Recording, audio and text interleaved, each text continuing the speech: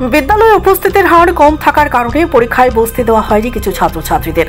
ঘটনা শান্তির বাজার দ্বাদশ শ্রেণী বিদ্যালয়। কি বলছে ছাত্রছাত্রী সহ স্কুলের প্রধান শিক্ষিকা, একবার শুনে নেব।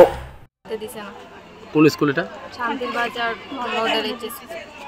কে বলেছে? পার্সেন্টের মধ্যে আমাদের মানে প্রেজেন্ট নেই আর কি, তার জন্য বসতে দিইনি। কিন্তু অনেকজন আছে যারা 2 দিন 3 দিন এসেছে, কিন্তু তাদের বসতে দিয়েছে। এটা তো প্রথমবার চালু হয়েছে মানে এই পলিসিটা, কিন্তু আমরা দিচ্ছি না, দিতে পারবো না। আচ্ছা, এখন তোমরা কি চাইতেছো? আমরা এক্সাম দিতে এবার জন্য, এবার প্রথমবার। এবার এটা কোন স্কুল? শান্তির বাজার মডেল। স্যার ওই তো আমাদের পরীক্ষাতে নিছে না। কেন? পরীক্ষাতে বসানো হয়েছে না, অ্যাটেন্ডেন্স নাই বলে। কিন্তু আমরা স্কুলে অনেক দিন আইছি, যারা স্কুলে একদিন আয়ো তারা পরীক্ষা দিতে হয়েছে। শুনতে পেরেছি তোমরা পরীক্ষা দিতে পারোনি, কেন? স্যার আমাদের বলে অ্যাটেন্ডেন্সের জন্য আমাদের পরীক্ষা দেওয়া পার হচ্ছে। এই অ্যাটেন্ডেন্স সিস্টেমটা চালু হয়েছে কবে থেকে জানো তোমরা? তোমাদেরকে কোনো নোটিশ করা হয়েছিল? স্যার না, এইসব তো নোটিশ এটা নতুন মুখে করে দিচ্ছে, তো নোটিশ তো কিছু করছে না। কতজন স্টুডেন্ট মোট? 141 জন, এর মধ্যে 28 জন বাদ। ডেজিগনেশন এইচএস কোন স্কুলে? শান্তির বাজার মডেল এইচএস।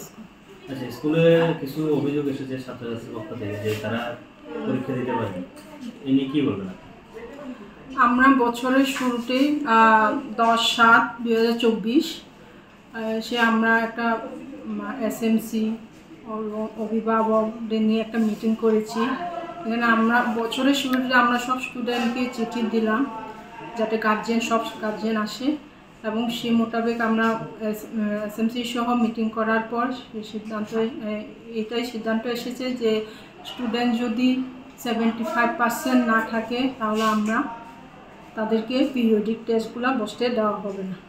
তো সেই মোতাবেক আমরা 75 না, আমরা 50% অবধি নিচে এসে ওই স্টুডেন্টগুলিকে সিলেক্ট করছি যারা দেখা গেছে 10%, 12%, এমনকি 5%ও এমন স্টুডেন্ট আছে যারা মাসের মধ্যে 1-2 দিনও আসে না। তো ওইসব স্টুডেন্টকে আমরা পিরিয়ডিক টেস্টগুলো বসতে দেওয়া হয়েছিল। এর আগে আমরা সেরকম স্টেপ নেই, মানে আমরা স্টুডেন্টকে শুধু মৌখিকভাবে এবং নোটিশের মাধ্যমে জানিয়েছি, সেরকম স্টেপ নিই। কিন্তু দেখা গেছে বছর এভাবে মানে কয়েক মাস ক্লাস করার পর স্টুডেন্ট সংখ্যা কমে যায়। ক্লাসের মধ্যে যেমন 80-90 জন স্টুডেন্ট যদি থাকে, তো 1 মাস যাওয়ার পর সেটা দেখা গেছে মাত্র 30-40 এমন স্টুডেন্ট থাকে, বাকিগুলা রেগুলারলি আসে না।